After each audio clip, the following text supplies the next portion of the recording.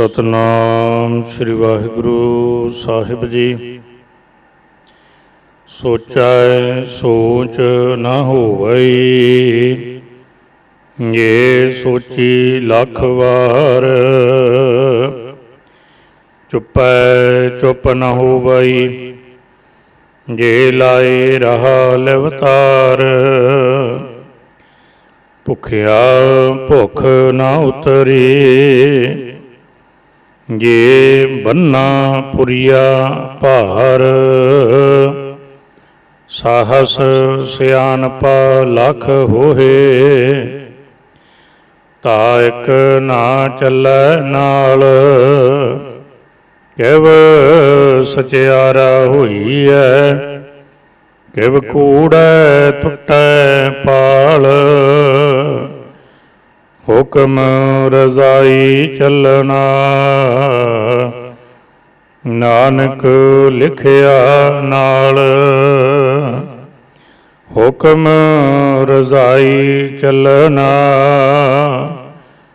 नानक लिखिया नाल। वाहिगुरु जी का खालसा, वाहिगुरु जी की फतेह। साहिब गरीब नवाज, जुगो जोगे अटल। धन धन श्री गुरु ग्रंथ साहिब जियां दी मुकद्दस अमृत बाणी की लड़ीवार कथा विचार नाल आपां जुड़ना है। सतगुरां दी मेहर अमृत आप संगतां दी असीस सदका तुरकी बाणी की लड़ीवार कथा की आरंभता हुई है।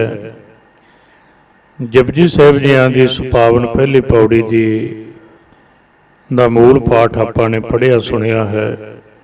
सब मेर अमृत करना बख्शिश करके विचार की सेवा लै। संसार अंदर जिन्ने भी धर्म ने, जिन्ने भी संसार ते कोई इष्ट, कोई रहबरी, कोई पैगंबरी पुरुष आए, सब ने प्रभु मिलाप का अपना अपना रस्ता ते तरीका दसिया है। एक गल पक्की है कि संसार ते जदों झाती मारोगे तो हरेक धर्मी मनुख के अंदर, वो किसी भी धर्म अंदर रहिंदा है, प्रभु मिलण की इच्छा हरेक के अंदर प्रबल है। ये हो जाता कि इच्छा प्रभु मिलण की है, पर कई बारी रस्ता जिहड़ा वो सफलता वाला जां ठीक जां सार्थक नहीं होंदा। ऐसा जिक्र साहब सच्चे पातशाह धन गुरु नानक साहब इस पहली पौड़ी अंदर करते ने। कहन लगे मनुख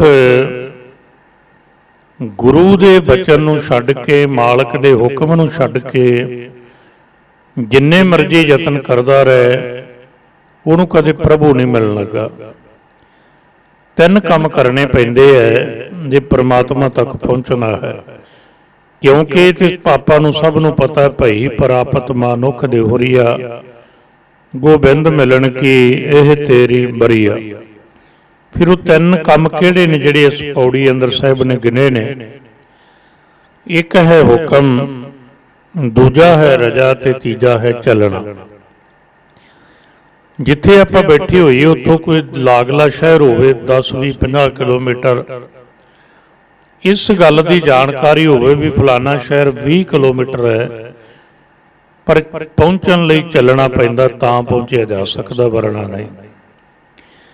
हुण चल भी पवे बंदा ते चलना भी रजा विच पैंदा। उस दे चलण दे जो हरेक देश के अपने ट्रैफिक रूल ने उहदे विच चलना पैंदा है। सफ़र 20 किलोमीटर का इंडिया च होएगा तो 20 किलोमीटर का यूरोप च होएगा, 20 किलोमीटर का साउथ च होएगा, आस्ट्रेलिया च होएगा। पर एक थां ते खब्बे हथ जा रहे, दूजे थां ते चलण वाला सज्जे हथ जा रहे, चल तो दोवें ही रहे ने ना, पर चलण का फर्क है। उत्थों की जिहड़ी रजा है, उत्थों का जिहड़ा ट्रैफिक का रूल है, उहदे मुताबिक चलना पैंदा है। एक बेनती होर भी करां कि सत संगत जी, शरीर साडा है, असीं ये कहने वैसे तो प्रभु की दात है, नहीं मैं जिद्दां मर्जी करां जी। बंदे दे कोल गड्डी अपनी होवे, तेल अपना पवाया, चलाउण वाला आप है, ਰਿਪੇਅਰ ਉਹਦੀ ਆਪ ਕਰਾਉਂਦਾ, ਲਾਇਸੈਂਸ ਆਪ ਲਿਆ। ਸਭ ਕੁਝ ਹੋਣ ਦੇ ਬਾਵਜੂਦ ਵੀ ਈਵਨ ਕਿ ਸੜਕ ਤੇ ਚੱਲਣਾ ਨਹੀਂ ਚੱਲਣਾ, ਘਰੋਂ ਜਾਣਾ ਨਹੀਂ ਜਾਣਾ, ਇਹ ਵੀ ਬੰਦੇ ਦੀ ਆਪਣੀ ਮਰਜ਼ੀ ਹੈ। ਪਰ ਜਦੋਂ ਸੜਕ ਤੇ ਚਲਾ ਗਿਆ ਫਿਰ ਆਪਣੀ ਮਰਜ਼ੀ ਨਹੀਂ ਚੱਲਦੀ। ਇਸ ਲਈ ਪਹਿਲੀ ਬੇਨਤੀ ਹੈ ਚੱਲਣਾ, ਤੇ ਚੱਲਣਾ ਹੈ ਰਜਾ ਅੰਦਰ। ਤੇ ਰਜਾ ਕਿਹਦੀ ਹੈ? ਹੁਕਮ। ਜਿਵੇਂ ਸਰਕਾਰ ਦਾ ਹੁਕਮ ਹੈ ਖੱਬੇ ਹੱਥ ਹੀ ਚੱਲਣਾ ਤੇ ਖੱਬੇ ਹੀ ਚੱਲਣਾ ਪਏਗਾ, ਸੱਜੇ ਜਾਏਗਾ ਤੇ ਚਲਾਨ ਹੋ ਸਕਦਾ ਹੈ। ਇਵੇਂ ਜ਼ਿੰਦਗੀ ਅੰਦਰ ਪ੍ਰਭੂ ਨੇ ਵੀ ਸਾਨੂੰ ਹੁਕਮ ਦਿੱਤਾ ਹੈ, ਉਹਦੀ ਹੁਕਮ ਦੀ ਰਜਾ ਵਿੱਚ ਚੱਲਣਾ ਹੈ। ਇੱਕੋ ਨਾਮ ਹੁਕਮ ਹੈ ਨਾਨਕ, ਸਤਿਗੁਰ ਦੀਆ ਬੁਝਾਏ ਜੀਓ। ਤੇ ਪ੍ਰਾਪਤੀ ਤਾਂ ਹੋ ਸਕਦੀ ਹੈ ਹੁਕਮ ਰਜ਼ਾਈ ਚੱਲਣਾ, ਨਾਨਕ ਲਿਖਿਆ ਨਾਲ। ਕਿ ਹੁਕਮ ਦੀ ਰਜਾ ਸਮਝ ਆ ਜਾਏ, ਉਹਦੇ ਤੇ ਚੱਲ ਸਕੀਏ। ਸਾਹਿਬ ਕਹਿੰਦੇ ਦੁਨੀਆ ਨੇ ਜਿਹੜੇ ਤਰੀਕੇ ਅਪਣਾਏ ਉਹਨਾਂ ਨੂੰ ਛੱਡ ਨਹੀਂ ਮਿਲਣਾ। ਪਹਿਲਾ ਤਰੀਕਾ ਸੋਚਾ ਹੈ, ਸੋਚ ਨਾ ਹੋਵੇ। ਸਾਰੇ ਅਰਥ ਠੀਕ ਨੇ, ਵਿਦਵਾਨਾਂ ਨੇ ਵੀ ਅਰਥ ਕੀਤੇ ਨੇ। ਸੋਚਣ ਨਾਲ ਪ੍ਰਭੂ ਨਹੀਂ ਮਿਲਦਾ, ਇਹ ਵੀ ਮਿਲਾਪ ਦਾ ਇੱਕ ਸਾਧਨ ਹੋਏਗਾ। ਪਰ ਸਾਹਿਬ ਕਹਿੰਦੇ ਨਹੀਂ। ਸੰਸਕ੍ਰਿਤ ਦਾ ਸ਼ਬਦ ਹੈ ਸੌਂਚ। ਸੌਂਚ ਦਾ ਅਰਥ ਹੈ ਆਪਣੇ ਆਪ ਨੂੰ ਸੌਂਚਣਾ, ਸ਼ੁੱਧ ਕਰਨਾ, ਧੋਣਾ, ਨਹਾਉਣਾ। ਸਾਹਿਬ ਕਹਿੰਦੇ ਕਦੇ ਪ੍ਰਭੂ ਨਹੀਂ ਮਿਲਦਾ ਇਸ ਤਰੀਕੇ ਨਾਲ। ਬੜੇ ਖਿਆਲ ਨਾਲ ਸਮਝਣ ਵਾਲਾ ਸਬਜੈਕਟ ਹੈ ਇਕੱਲਾ ਇਕੱਲਾ। ਦੁਨੀਆ ਤੇ ਬਹੁਤ ਲੋਕ ਐਸੇ ਨੇ ਜਿਨ੍ਹਾਂ ਨੇ ਸਮਝਿਆ ਕਿ ਕੇਵਲ ਸ਼ਬਦ ਆਪਾਂ ਵਰਤ ਰਹੇ, ਕੇਵਲ ਇਸ਼ਨਾਨ ਨਾਲ ਸ਼ਾਇਦ ਰੱਬ ਮਿਲ ਜਾਏ। ਸਾਹਿਬ ਕਹਿੰਦੇ ਨਹੀਂ। ਤੇ ਹੁਣ ਇੱਥੋਂ ਇਹ ਅਰਥ ਵੀ ਨਹੀਂ ਕਰਨੇ ਵੀ ਜਿਹੜੇ ਅੱਜ ਲੋਕ ਬਹੁਤੇ ਕਰਦੇ ਨੇ ਨਾ, ਵੀ ਵੇਖੋ ਜੀ ਗੁਰਮਤਿ ਵਿੱਚ ਇਸ਼ਨਾਨ ਦਾ ਕੋਈ ਮਹੱਤਵ ਨਹੀਂ, ਗੁਰਮਤਿ ਵਿੱਚ ਨਹਾਉਣ ਦਾ ਕੋਈ ਅਰਥ ਨਹੀਂ। ਗੁਰੂ ਗ੍ਰੰਥ ਸਾਹਿਬ ਕਹਿੰਦੇ ਨਹੀਂ, ਕਰ ਇਸ਼ਨਾਨ ਸਿਮਰ ਪ੍ਰਭ ਆਪਣਾ। ਇਸ਼ਨਾਨ ਧਨ ਦਾ ਹੈ, ਮਨ ਲਈ ਸਿਮਰਨ ਹੈ। ਉਹਦੀ ਬੰਦਗੀ, ਉਹਦੀ ਇਬਾਦਤ ਮਨ ਦਾ ਸਿਮਰਨ ਮਨ ਦਾ ਇਸ਼ਨਾਨ ਹੈ। ਉਹ ਵੱਖਰੀ ਗੱਲ ਹੈ ਵੀ ਸਾਡੇ ਲੋਕ ਦੋਵੇਂ ਕੱਟੀ ਜਾਂਦੇ ਐ, ਨਾ ਤਨ ਕਰਕੇ ਕਿਸੇ ਨੂੰ ਇਸ਼ਨਾਨ ਦੀ ਗੱਲ ਕਰਦੇ, ਨਹੀਂ ਇਹਦੀ ਨਹੀਂ ਲੋੜ ਤੇ ਸਿਮਰਨ ਦੀ ਵੀ ਨਹੀਂ ਲੋੜ। ਫਿਰ ਕਰਨਾ ਕੀ ਹੈ? ਰੱਬ ਕਿੱਦਾਂ ਪ੍ਰਾਪਤੀ ਹੋਏਗੀ? ਰਾਹ ਵੀ ਦੱਸੋ ਨਾ ਕੋਈ। ਹਾਂ, ਖਾਲੀ ਤੂੰ ਨਹਾਉਣ ਤੱਕ ਸੀਮਤ ਰਹਿ, ਵੀ ਕੇਵਲ ਤਨ ਧੋ ਲਿਆ ਤੇ ਮਨ ਲਈ ਸਿਮਰਨ ਕੀਤਾ ਹੀ ਨਹੀਂ। ਫਿਰ ਸਾਹਿਬ ਨੇ ਕਿਹਾ ਤਨ ਧੋਤਾ ਹੈ ਮਨ ਹੱਛਾ ਨਾ ਹੋਏ। ਫਿਰ ਕੀ ਹੁੰਦਾ ਹੈ? ਇਸ ਤਰੀਕੇ ਨਾਲ ਕਦੇ ਸੋਚ ਨਹੀਂ ਹੁੰਦੀ, ਕਦੇ ਸ਼ੁੱਧ ਨਹੀਂ ਹੁੰਦਾ। ਜਲਮਲ ਕਾਇਆ ਮਾਂਜੀਐ ਭਾਈ, ਪੀ ਮਹਿਲਾ ਤਨ ਹੋਏ। ਗਿਆਨ ਮਹਾਰਸ ਨਹਾਈਐ ਭਾਈ, ਮਨ ਤਨ ਨਿਰਮਲ ਹੋਏ। ਨਹੀਂ ਕੀ ਹੈ, ਕਦੇ ਬਾਹਰ ਦਾ ਨਹਾਉਣ ਨਾਲ ਮਨ ਨਹੀਂ ਧੋਤਾ ਜਾਂਦਾ। ਹੁਣ ਫਿਰ ਨਹਾਉਣਾ ਛੱਡਣਾ ਨਹੀਂ, ਬਾਹਰ ਦਾ ਇਸ਼ਨਾਨ ਤਨ ਨੂੰ ਅਲਰਟ ਕਰਦਾ, ਸੁਚੇਤ ਕਰਦਾ, ਤਨ ਦੀ ਸਫਾਈ ਕਰਦਾ ਹੈ। ਤੇ ਜਿਹੜਾ ਸਰਬ ਵਿਆਹ ਆਪਾਂ ਕਹੀਏ ਸਾਂਝਾ ਇਸ਼ਨਾਨ ਹੈ, ਉਹਨਾਂ ਦੀ ਧਰਮਾਂ ਅੰਦਰ ਮਹੱਤਤਾ ਹੈ, ਉਹ ਵਿਸ਼ੇ ਵੱਖਰੇ ਨੇ। ਗੱਲ ਹੈ ਸੋਚਾ ਸੋਚ ਨਾ ਹੋਵੇ। ਆਪਣੇ ਤਰੀਕੇ ਨਾਲ ਤਨ ਦੀ ਸੋਚ ਕਰਕੇ ਕਦੇ ਸੁੱਚਾ ਨਹੀਂ ਹੁੰਦਾ। ਜੇ ਸੋਚੀ ਲੱਖ ਵਾਰ ਫਿਰ ਅਰਥ ਕਰਾਂ, ਉਹ ਵੀ ਅਰਥ ਠੀਕ ਨੇ ਕਿ ਕੇਵਲ ਲੱਖਾਂ ਵਾਰੀ ਸੋਚੀ ਜਾਂ ਪ੍ਰਮਾਤਮਾ ਦੇ ਸੰਬੰਧ ਵਿੱਚ ਇੱਦਾਂ ਮਿਲੇਗਾ, ਇੱਦਾਂ ਮਿਲੇਗਾ, ਇੱਦਾਂ ਮਿਲੇਗਾ, ਨਹੀਂ ਮਿਲੇਗਾ, ਇੱਦਾਂ ਮਿਲੇਗਾ ਕਿੱਦਾਂ? ਆਪਾਂ ਪਹਿਲਾਂ ਤਾਂ ਹੀ ਉਹ ਪੰਕਤੀ ਪੌੜੀ ਦੀ ਲਾਸਟ ਅਖੀਰਲੀ ਚੱਕੀ ਸੀ, ਹੁਕਮ ਰਜਾਈ ਚੱਲਣਾ, ਇਹਦੇ ਨਾਲ ਮਿਲੇਗਾ। ਇਸ ਲਈ ਜੇ ਸੋਚਣ ਨਾਲ ਨਹੀਂ ਮਿਲਣਾ ਤੇ ਦੂਜੇ ਅਰਥ ਵੀ ਠੀਕ ਨੇ। ਕੇਵਲ ਨਹਾਉਣ ਨਾਲ, ਕੇਵਲ ਆਪਣੇ ਆਪ ਨੂੰ ਪਵਿੱਤਰ ਕਰਨ ਨਾਲ ਵੀ ਨਹੀਂ ਮਿਲਣਾ। ਪਵਿੱਤਰ ਕਰ, ਮਨ ਵੀ ਕਰ ਤੇ ਤਨ ਵੀ ਕਰ, ਦੋਨੋਂ ਹੀ ਧੋ। ਪਹਿਲਾ ਪੁਆਇੰਟ ਕਿਹਾ ਸੋਚਾ ਸੋਚ ਨਾ ਹੋਵੇ, ਜੇ ਸੋਚੀ ਲੱਖ ਵਾਰ, ਇਹਦਾ ਵੀ ਨਹੀਂ ਮਿਲਣਾ। ਦੂਜਾ ਤਰੀਕਾ ਦੇਸ਼ ਅੰਦਰ ਅਪਣਾਇਆ ਜਾਂਦਾ ਸੀ, ਲੋਕ ਚੁੱਪ ਕਰਕੇ ਬਹਿ ਜਾਂਦੇ ਸੀ। ਚੁੱਪੈ ਚੁੱਪ ਨਾ ਹੋਵੇ, ਜੇ ਲਾਏ ਰਾਹ ਲਿਵਤਾਰ। ਇੱਕ ਟਿਕ ਧਿਆਨ ਲਾ ਕੇ ਬੈਠਾ ਰਹੇ ਚੁੱਪ ਹੋ ਕੇ। ਸਾਹਿਬ ਕਹਿੰਦੇ ਮਨ ਨਹੀਂ ਚੁੱਪ ਹੋਣਾ। ਹੁਣ ਇਹ ਵੀ ਗੱਲ ਨਾਲ ਦੋਵੇਂ ਪੱਖ। ਇਹਦਾ ਮਤਲਬ ਇਹ ਵੀ ਨਹੀਂ ਹੈ ਵੀ ਬੇਫਾਲਤੂ ਬੋਲਣਾ, ਬੇਲੋੜਾ ਬੋਲਣਾ, ਮੰਦਾ ਬੋਲਣਾ, ਗਾਲ ਕੱਢਣੀ, ਇਹ ਬੋਲਣਾ ਬੁਰਾ ਹੈ। ਨਿੰਦਿਆ ਲਈ ਬੋਲਣਾ, ਚੁਗਲੀ ਲਈ ਬੋਲਣਾ ਮਨਾ ਹੈ ਗੁਰਮਤਿ ਵਿੱਚ। ਉਹਦੇ ਨਾਲੋਂ ਚੁੱਪ ਚੰਗੀ ਹੈ। ਕਿਸੇ ਵਿਦਵਾਨ ਨੇ ਕਿਹਾ, ਕਹਿਣ ਲੱਗਾ ਤੂੰ ਆਪਣੇ ਮੂੰਹ ਚੋਂ ਰੇਤ ਦੇ ਢੇਰ ਕੱਢ ਛੱਡੇ, ਇਹਦੇ ਨਾਲੋਂ ਚੰਗਾ ਹੈ ਕੋਈ ਅਨਾਜ ਦਾ ਇੱਕ ਦਾਣਾ ਹੀ ਕੱਢ ਦਿਓ ਵੀ ਬਹੁਤ ਹੈ। ਭਾਵ ਬੁਰੇ ਬੋਲਣ ਨਾਲੋਂ, ਸਾਰਾ ਦਿਨ ਬੋਲਣ ਨਾਲੋਂ ਦਿਨ ਵਿੱਚ ਇੱਕ ਵਾਰ ਹੀ ਬੋਲ, ਕਿਸੇ ਦੇ ਪਰਉਪਕਾਰ ਲਈ ਬੋਲ, ਭਲੇ ਲਈ ਬੋਲ, ਕਿਸੇ ਦੇ ਸਚਾਈ ਦੇ ਹੱਕ ਵਿੱਚ ਬੋਲ, ਪ੍ਰਭੂ ਦੇ ਸਿਮਰਨ ਲਈ ਬੋਲ, ਗੁਰਬਾਣੀ ਬੋਲ, ਇਹ ਚੰਗਾ ਹੈ। ਸਤਿਗੁਰੂ ਨੇ ਬਾਣੀ ਅੰਦਰ ਦੋਵੇਂ ਪੱਖ ਕਹਿਣਾ, ਬਾਬਾ ਬੋਲਣਾ ਕਿਆ ਕਹੀ ਹੈ, ਕਿੱਥੇ ਬੋਲਣਾ ਚਾਹੀਦਾ। ਸਤਿਗੁਰੂ ਸੱਚੇ ਪਾਤਸ਼ਾਹ ਦੇ ਅੰਮ੍ਰਿਤ ਬਚਨ ਨੇ ਕਹਿਣ ਲੱਗੇ ਸੰਤ ਮਿਲੈ ਕਿਛ ਸੁਣੀਐ ਕਹੀਐ। ਕੋਈ ਗੁਰਮੁਖ ਮਿਲ ਜਾਏ, ਸਾਧੂ ਮਿਲ ਜਾਏ, ਰੱਬ ਦਾ ਪਿਆਰਾ ਮਿਲ ਜਾਏ, ਬੋਲ ਉਦੋਂ ਸੁਣ ਵੀ ਤੇ ਬੋਲ ਵੀ। ਸੰਤ ਮਿਲੈ ਕਹਿ ਸੁਣੀਐ ਕਹੀਐ, ਮਿਲੈ ਅਸੰਤ ਮਿਸ਼ਟ ਕਰ ਰਹੀਐ।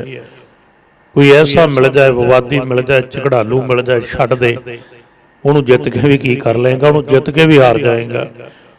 ਇਸ ਲਈ ਹਾਰ ਉੱਥੇ ਚੁੱਪ ਹੋ ਰਿਹਾ। ਚੁੱਪ ਕਦੇ ਹਾਰ ਦਾ ਜਾਂ ਇਸ ਗੱਲ ਦਾ ਪ੍ਰਤੀਕ ਨਹੀਂ ਕਿ ਕੁਝ ਜਾਣਦਾ ਹੀ ਨਹੀਂ। ਤੇ ਲੋਕ ਕਹਿੰਦੇ ਨੇ ਨਾ, ਬੋਲਣਾ ਬਹੁਤ ਸੌਖਾ ਹੈ ਤੇ ਚੁੱਪ ਹੋਣਾ ਬਹੁਤ ਔਖਾ ਹੈ। ਪਰ ਸਤਿਗੁਰੂ ਕਹਿੰਦੇ ਚੁੱਪਾ ਚੁੱਪ ਨਾ ਹੋ ਬਈ, ਹੁਣੇ ਪੱਖ ਲਿਓ। ਭਾਵ ਕੀ ਹੈ, ਪ੍ਰਭੂ ਸਿਮਰਨ ਛੱਡ ਕੇ ਮੌਨੀ ਹੋ ਗਏ ਲੋਕ, ਬਿਲਕੁਲ ਹੀ ਚੁੱਪ ਹੋ ਗਏ। ਤੇ ਗੁਰੂ ਗ੍ਰੰਥ ਸਾਹਿਬ ਕਹਿੰਦੇ ਜੇ ਉਹਨੇ ਚੁੱਪ ਹੀ ਕਰਾਉਣਾ ਹੁੰਦਾ ਤੇ ਤੈਨੂੰ ਗੂੰਗਾ ਹੀ ਬਣਾ ਦਿੰਦਾ, ਜੀਭ ਦਿੰਦਾ ਹੀ ਨਾ। ਇੱਕ ਜੀਭ ਹੀ ਤਾਂ ਹੈ ਜਿਹਦੇ ਚੋਂ ਅੱਖਰੀ ਗਿਆਨ ਗੀਤ ਗੁਣ ਗਾਹ, ਅੱਖਰ ਨਿਕਲਣਗੇ, ਸ਼ਬਦ ਨਿਕਲਣਗੇ, ਇਹਦੇ ਨਾਲ ਹੀ ਵਾਹਿਗੁਰੂ ਰਾਮ ਅੱਲਾ ਜਪਿਆ ਜਾਏਗਾ, ਇਹਦੇ ਨਾਲ ਉਹਦੀ ਇਬਾਦਤ ਹੋਏਗੀ। ਇਸ ਲਈ ਬੋਲਣਾ ਹੈ, ਪਰ ਚੁੱਪ ਹੋ ਕੇ ਮੌਨੀ ਹੋ ਕੇ ਬਹਿ ਗਿਆ। ਮਨ ਨਹੀਂ ਚੁੱਪ ਹੋਇਆ ਤੇ ਸਾਧ ਸੰਗਤ ਜੀ ਮੁਨੀ ਕਿੱਦਾਂ ਹੋਏਗਾ? ਮੁਨੀ ਕਹਿੰਦੇ ਉਹਨੂੰ ਨੇ ਜਿਹਦਾ ਮਨ ਚੁੱਪ ਹੋ ਜਾਏ, ਮੌਨੀ ਕਹਿੰਦੇ ਉਹਨੂੰ ਸੰਜੀ ਦਾ ਮਨ ਚੁੱਪ ਹੋ ਜਾਏ। ਉਹ ਵੱਖਰੀ ਗੱਲ ਹੈ, ਮੁੜ ਕੇ ਬੰਦਿਆਂ ਦੇ ਮਨ ਬੋਲਦੇ ਰਹਿੰਦੇ ਨੇ, ਤਨ ਕਰਕੇ ਚੁੱਪ ਹੋ ਗਿਆ, ਵਿਖਾਵੇ ਲਈ ਤਨ ਕਰਕੇ ਬਾਹਰ ਤੇ ਚੁੱਪ ਹੋ ਗਿਆ। ਸਾਹਿਬ ਨੇ ਬਾਣੀ 'ਚ ਵੀ ਕਿਹਾ ਨਾ ਕਿ ਇਕਾਂਤ ਹੋ ਕੇ ਬਹਿ ਗਿਆ, ਮੌਨੀ ਬਣ ਕੇ ਬਹਿ ਗਿਆ। ਕੋਈ ਇਕਾਂਤ ਬੈਠਾ ਹੋਏ, ਮੌਨੀ ਅੰਤਰ ਕਲਪ ਭੁਆਈਐ ਜੋਨੀ, ਕੀ ਫਾਇਦਾ? ਇਸ ਲਈ ਐਸੀ ਚੁੱਪ ਨਹੀਂ ਮਿਲਾਉਂਦੀ। ਜੇ ਲਾਏ ਰਾਹ ਲਵਤਾਰ, ਭਾਵੇਂ ਲਗਾਤਾਰ ਕੰਟੀਨਿਊਸਲੀ ਬੈਠਾ ਰਹੇ। ਇਸ ਲਈ ਉਹ ਚੁੱਪ ਨਾਲੋਂ ਪ੍ਰਭੂ ਸਿਮਰਨ ਕਰ। ਜਿਹਦੇ ਰਸਨਾ ਨਾਲ ਬੋਲਦਾ ਰਹੇਗਾ ਨਾ, ਮਨ ਚੁੱਪ ਹੋਣ ਲੱਗ ਜਾਏਗਾ।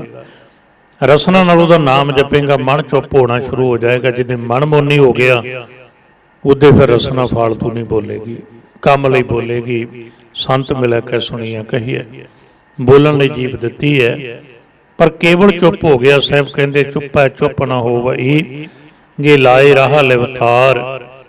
ਤੀਜਾ ਪੁਆਇੰਟ ਆ ਗਿਆ ਜੀ, ਭੁੱਖਿਆ ਭੁੱਖ ਨਾ ਉਤਰੀ, ਜੇ ਬੰਨਾ ਪੁਰੀਆ ਭਾਰ। ਜਿਹੜੇ ਬੰਦੇ ਦੇ ਮਨ ਵਿੱਚ ਤ੍ਰਿਸ਼ਨਾ ਹੋਵੇ, ਯਾਦ ਰੱਖਿਆ ਜੇ ਉਹ ਕਦੇ ਰੱਜਦਾ ਹੀ ਨਹੀਂ, ਭਾਵੇਂ ਪੁਰੀਆਂ ਦੇ ਭਾਰ ਉਹਨੂੰ ਬੰਨ ਕੇ ਦੇ ਦਿਓ। ਕੇਵਲ ਧਰਤੀ ਦੇ ਨਹੀਂ, ਪੁਰੀਆਂ ਦੇ ਭਾਰ, ਪੁਰੀਆਂ ਦੇ ਪਦਾਰਥ, ਭਾਰ ਕੀ ਪਦਾਰਥ, ਪਰ ਸਾਹਿਬ ਕਹਿੰਦੇ ਨਹੀਂ ਰੱਜੇਗਾ। ਮੈਨੂੰ ਇੱਕ ਘਟਨਾ ਚੇਤੇ ਆਉਂਦੀ, ਵਿਦਵਾਨ ਸੱਜਣਾ ਦੀ ਲਿਖੀ ਹੋਈ। ਇੱਕ ਮਹਾਤਮਾ ਕੋਲ ਇੱਕ ਰਾਜਾ ਚਲਿਆ ਗਿਆ, ਬੜਾ ਵੱਡਾ ਰਾਜਾ ਸੀ, ਬੜੀ ਵੱਡੀ ਰਿਆਸਤ ਸੀ ਉਹਦੀ। ਕਹਿਣ ਲੱਗਾ, ਮਹਾਤਮਾ ਜੀ ਮੇਰੇ ਕੋਲੇ ਬਹੁਤ ਕੁਝ ਹੈ, ਪਰ ਮੇਰਾ ਮਨ ਰੱਜਦਾ ਨਹੀਂ। ਭੁੱਖਿਆ ਭੁੱਖ ਨਾ ਉਤਰੀ, ਜੇ ਬੰਨਾ ਪੁਰੀਆ ਭਾਰ। ਨਹੀਂ ਮਿਲਣਾ। ਨਾਲ ਇਹ ਵੀ ਬੇਨਤੀ ਕਰਾਂ, ਘਟਨਾ ਕਹਾਣੀ ਤੋਂ ਪਹਿਲਾਂ ਦੁਨੀਆ ਵਿੱਚ ਇਹ ਵੀ ਤਰੀਕਾ ਸੀ ਕਿ ਮਨ ਜਿਹੜਾ ਕੁਝ ਮੰਗਦਾ ਇਹਨੂੰ ਦੇਈ ਜਾਓ, ਦੇਈ ਜਾਓ, ਇੱਕ ਦਿਨ ਰੱਜ ਜਾਏਗਾ।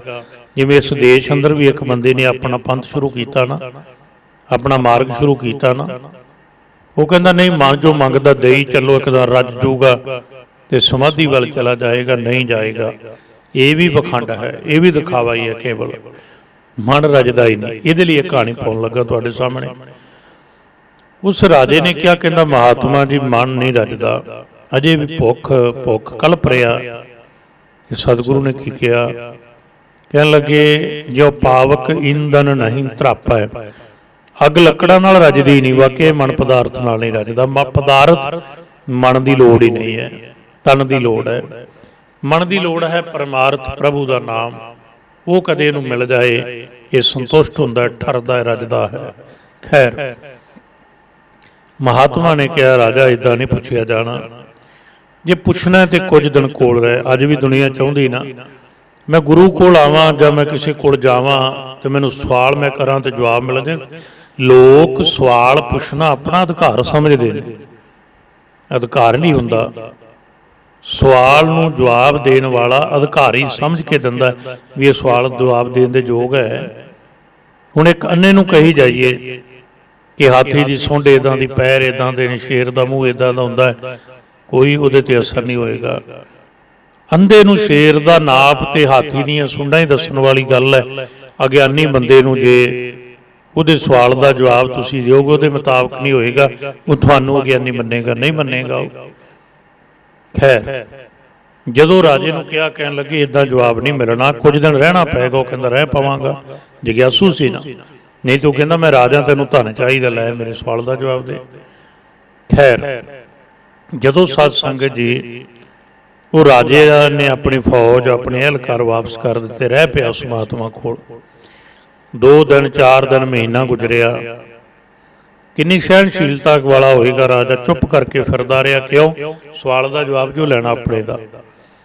ਇੱਕ ਦਿਨ ਸੁਬਾਹ ਹੋਈ, ਤੁਸੀਂ ਬੜੀ ਵਾਰ ਸ਼ਾਇਦ ਇਹ ਘਟਨਾ ਸੁਣੀ ਹੋਏਗੀ ਆਪ ਜੀਆਂ ਨੇ, ਤੇ ਮਹਾਤਮਾ ਇੱਕ ਖੂਹ ਤੇ ਗਿਆ, ਤੇ ਖੂਹ ਤੇ ਜਾ ਕੇ ਰਾਜੇ ਨੂੰ ਕਹਿੰਦਾ ਮੇਰਾ ਇਸ਼ਨਾਨ ਕਰਾ, ਆ ਬਾਲਟੀ ਲੈ ਤੇ ਆ ਲੱਜ ਲੈ ਰੱਸਾ।